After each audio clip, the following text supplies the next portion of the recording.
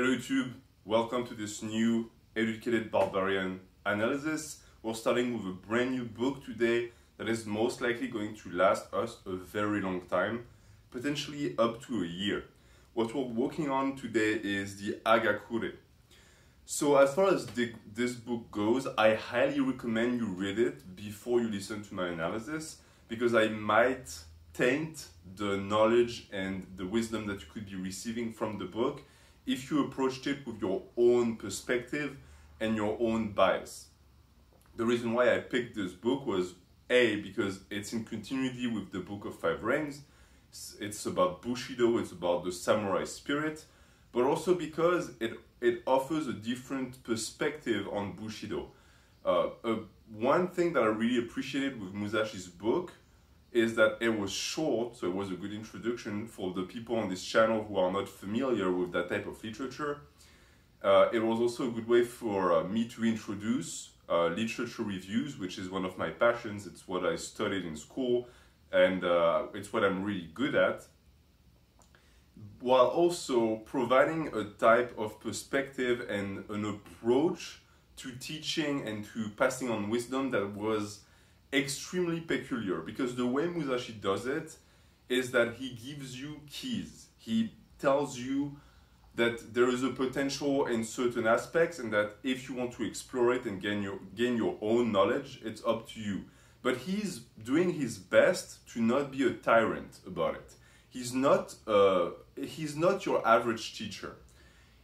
And it's something that you rarely find in that type of books. And this is the exact opposite. The Hagakure has a much more rigid, much stricter approach to etiquette and the Bushido and the path, the road, the way of the warrior. If you watch my videos about Musashi, you will know that what Musashi considered to be the way of the warrior was a very vague term on purpose. This book is not that. This book is going to define exactly what you should be doing. It's going to give you strict lines of conduct, and I personally resonate with that type of dialectics. Some people won't, but I want you to understand that I'm going to approach that analysis from that perspective, meaning that I'm not going to sugarcoat what is said in the book. I'm going to read straight up what is said, and I'm going to give you my interpretation of it. So this is going to be a much more authoritative approach to Bushido and what makes a man, what makes a warrior. So understand that as you watch this series, because I'm going to be very direct, much more than I was when I read the Book of Five Rings. So as far as the context for this book, because I gave the context for the Book of Five Rings and Musashi, this book is attributed to Yamamoto Jocho. There are certain sources that prove that he did not write the entire book, but the idea is that basically the person who wrote that book was what is called a retainer. He worked for a domain and for a shogun or a warlord, and he was completely devoted to that warlord, and therefore his writings and his spirituality and his wisdom is deeply tied to that. A lot of it is about devotion. It's already a problem because I personally I put freedom first, and the idea that someone could become completely entranced by someone else to the point where they're willing to lay their life down, I can sort of understand in certain contexts, in the context of a romantic partnership, but it's tough to understand for people like us when it comes to the hierarchical relationships that existed in feudal Japan. Because nowadays, I mean, how many people are willing to die for their boss, right? Almost none. Why? Because we don't have any reason to. Back in the days, it wasn't like that. So keep that in mind as we go through the book, because this is the context. This is someone who is writing to people of his domain, the Nabashima clan, to explain to them how they should behave, to make sure that the clan survives, thrives, and that the shogun and the authority that governs that portion of Japan never disappears. All right, it's a perpetuation of power that is supported by the samurais. As far as the themes that will be found in this, you're going to have Buddhism, Shintoism, Confucianism, all of these are mixed because they all make up Bushido. Bushido is a martial, it's a martial rule of conduct, but it's even more than that. It could be compared to a religion. And I think that a big thing that's going to be what is the term? Exemplified by the reading that we're going to go through with this book is a clear picture of what Bushido is, because just reading a description might not be enough. This is going to provide clear examples. And I'm going to start by reading the introduction of the book that was not written by Jocho, but that to me gives a clear idea of what it's about. Bushido tends to stir people's imaginations. The term is synonymous on the one hand with strength, masculinity, fearlessness, honor, and transcendence, and on the other, callousness and cold-hearted brutality. The most visible vestige of samurai culture in the modern age is Budo, that is the Japanese traditional martial arts. So those aspects of Bushido that were described here will be found in the book and so much more. You're going to see that it really extends in every single direction in life.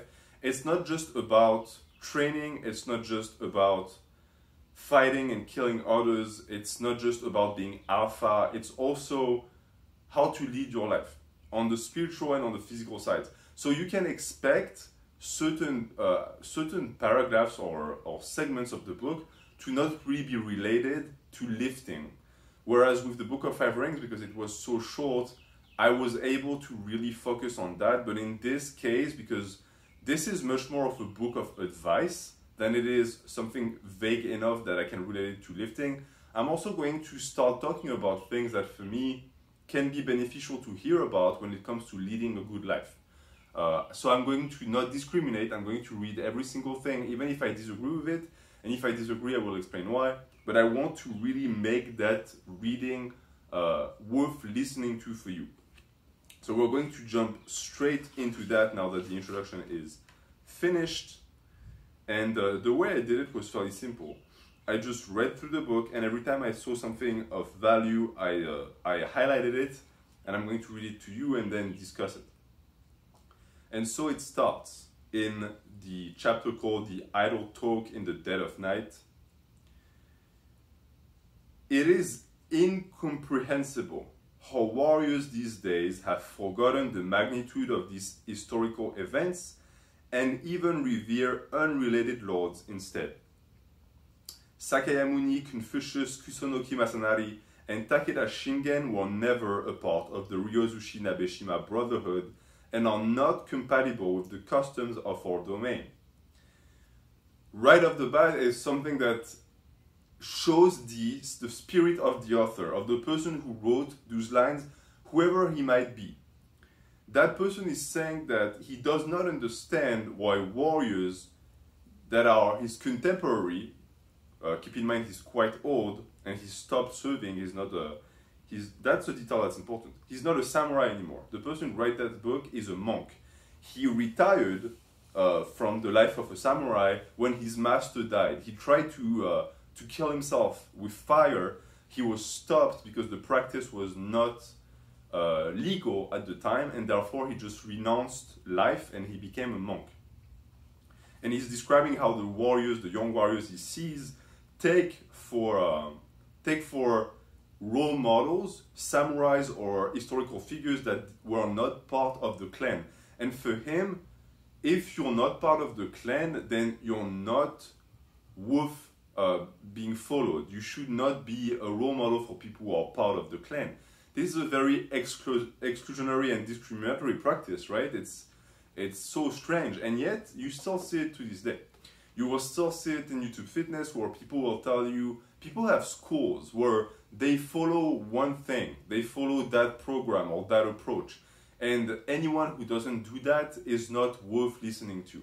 And that's dangerous, because it's communitarism. It is something that we as humans tend to do. We tend to gather ourselves in groups, and anyone who's not part of the group is a danger or he's potentially malicious. And you can see that even back in the days it was the case. Disciples of a school or tradition venerate the master of their style. But retainers of the Nabeshima clan need not study anything outside the domain. Only after becoming familiar with the lore of our own principality it is permissible to learn other things.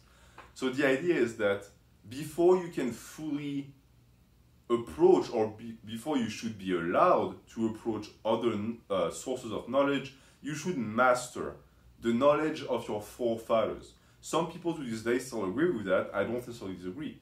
It's always interesting to see that certain countries are being criticized because they refuse to teach the history of other countries. But those other countries don't have that type of dilemma in their heads.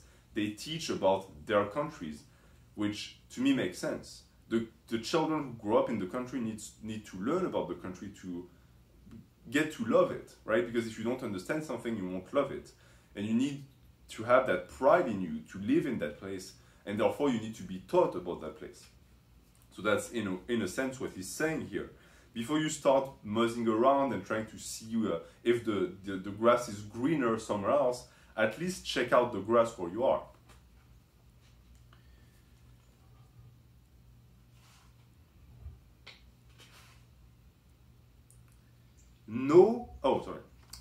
With such strong bonds of fealty, being born into this clan and basking in the magnificence and compassion passed down through generation bears a depth of gratitude, which can hardly be expressed with words. That to me relates to gratitude. That is a very important feeling in Bushido and still in modern Japan to this day.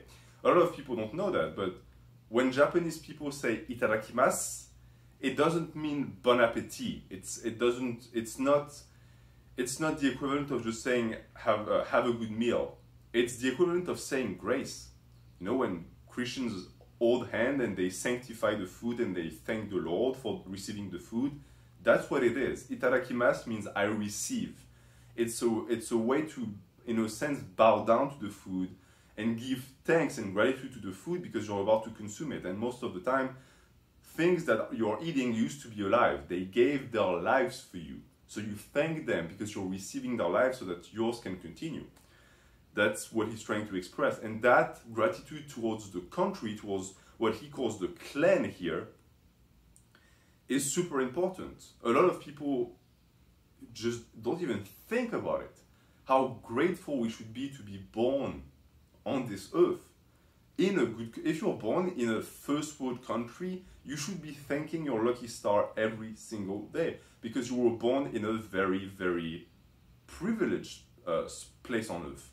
The percentage of chances of you being born in one of the richest countries on earth is minimum. You could have been born in a terrible country somewhere where you would have died of starvation by the time you're 4.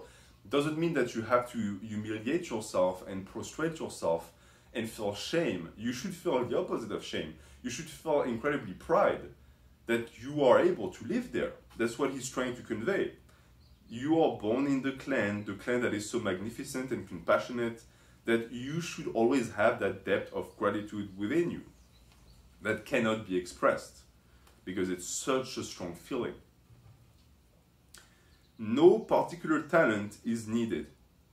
In a word, all that is required is the fortitude to declare that you alone will shoulder the burden of responsibility.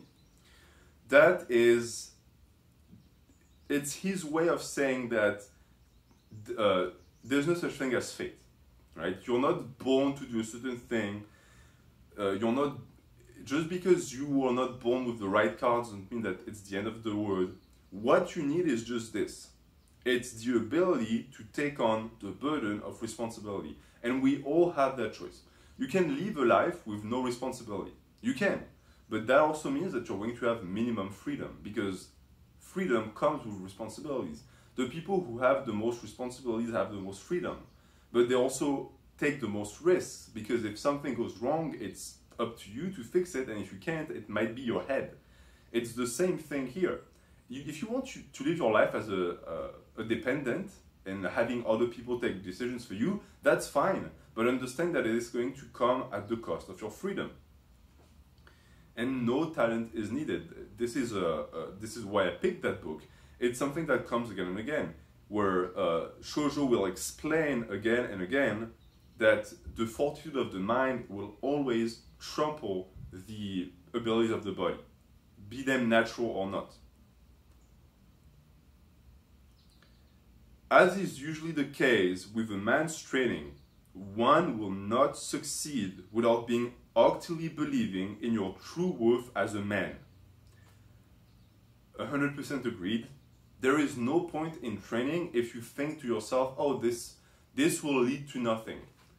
And it goes beyond just the metaphysical aspect of it. If you do curls and you think to yourself, oh, this will not grow my biceps, it's not going to magically blunt the damage you do to the muscle fibers and the protein synthesis, but it's going to make it so that the spirit of fire that you're going to have to be able to continue that practice for years and years will not be there, because you're selling yourself short. And this is so prevalent. So many young men start in that endeavor of becoming better, and the idea in their head as they start, instead of thinking, wow, I'm at the very start, I'm going to be great, I'm going to push my limits, they immediately think, oh, I'm not that great and I'm going to max out in like 2 years. Of course, this spirit is not going to lead to greatness, because how could it? If your spirit cannot imagine or create the image of greatness in your mind, it's not going to happen in real life. This is a given. And because this is the first video, we're going to do 2 other paragraphs and then we're going to move on. Like the axiom Yakan Dochin, searching for the way in a kettle, one's feelings can run hot and cold, but there are attitudes that should never be forsaken. Searching for the way in a kettle it's a throwback to Musashi, who said that the way was in the void. The way of the warrior is in the void, meaning what? It's everywhere. Because the void is nowhere and everywhere. You can sharpen your spirit and keep advancing on the way every single day. It doesn't mean to be in the gym. It doesn't need to be when you're faced with challenges. But there's going to always be a point where all of the practice you do in everyday life is going to translate into your ability to advance on the way. You are a warrior 24/7, even when you sleep. Keep that in mind. And as he says, your feeling can run hot and cold. You can be sad, you can be happy, you can feel desperate, but you never leave the way, ever. Your feelings do not correlate with that higher state of being that is the pursuit of physical and spiritual greatness. This should always be actual, it should always be there.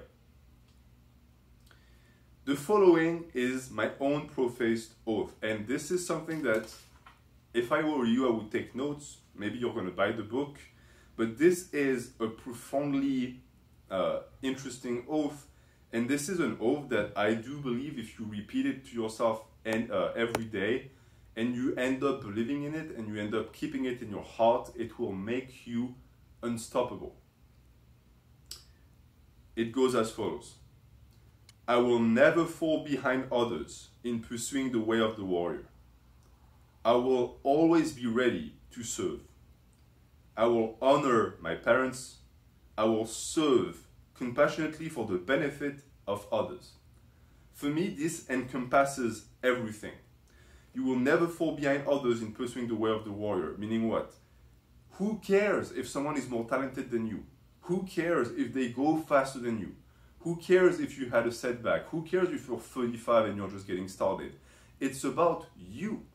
You work, right? You're not comparing yourself to others. The only thing that matters is your spirit and the will to never stop. And this is what it says here. You will not fall behind others in pursuing the way, not accomplishing. You might fall behind in accomplishing, that's fine. You might work super hard and never reach the level of someone else. but in the pursuing of the way of the warrior. This is where you should never lose. In your efforts, in your hard work, if you refuse to be defeated when it comes to putting in efforts, you're going to find that eventually greatness will be there. For everyone, there is no exception. I will always be ready to serve. You will always be ready to offer yourself. You will always be productive. I will honor my parents. You will show gratefulness to the people who put you on this earth. And I understand that this one is potentially not super accurate for some people who didn't have the best parents or who just didn't have parents. But I want you to think about this in a deeper way. It goes deeper than just mom and dad who fed you when you were a baby and who took care of you. If you have that and you can feel that love and passion for your parents and what they did for you, then great. But if you can't relate, then think about it in a broader term. You were brought to this earth. You were given life. And now it's up to you to do what you want with it. This is what it means. You will honor your parents. Well, what is your parents? Your parents is life. It's that connection that happened at some point that bring you here. You can call it a chemical reaction. I don't care. But there's something that happened at some point for you to be there. That's what you should be honoring, because when you honor that, what do you really do? You honor your own life. This is what we're talking about here. This is when you get to a point where you love yourself enough that you can celebrate the fact that you're here. And this is the start of everything. Once you have that, things unlock in your life. I will serve compassionately for the benefit of others. That's the last part, the most important part for me. I personally started pursuing strength and size for myself because I needed it to feel better about myself. But once I got that, I realized that not only did I feel better, I also felt like I could help others finally. When I was feeling down on myself and I had no confidence and no trust, and I wasn't self-assured, helping others never crossed my mind, because how could I help people when I can't even help myself? But now I'm to a point where it is possible. And I think we're going to stop here. We might have maybe one more page before the book one starts, because this is just the idle talk in the dead of night. So let's do the last one, which relate to the oath we just spoken about. By chanting these 4 oaths every morning and night to the deities, to Buddha, to whoever, you will become imbued with double your strength and will never lag behind. It is simply a matter of advancing forward little by little. Even the gods and Buddha started by pledging an oath of allegiance. I think this is self-explanatory. Every single paragraph of this book is a golden nugget of knowledge, and this is one of them. Everything you do in life starts with a thought, a pledge. Just like I did 10 years ago when I said, I'm going to get bigger. And this is where I am now. All of that started back then. It's all in the mind. It's all in the words you speak to yourself. And once it's spoken, once you've made that promise, you're on the right path. But you need to do that first before you do the action. So I'm going to leave you there. Thank you so much for watching. We're going to officially start the Hagakure and the book 1 next week. It is going to be a long adventure. I hope you're going to stick with me because there is so much to learn about this book. Thank you again. Have a good week.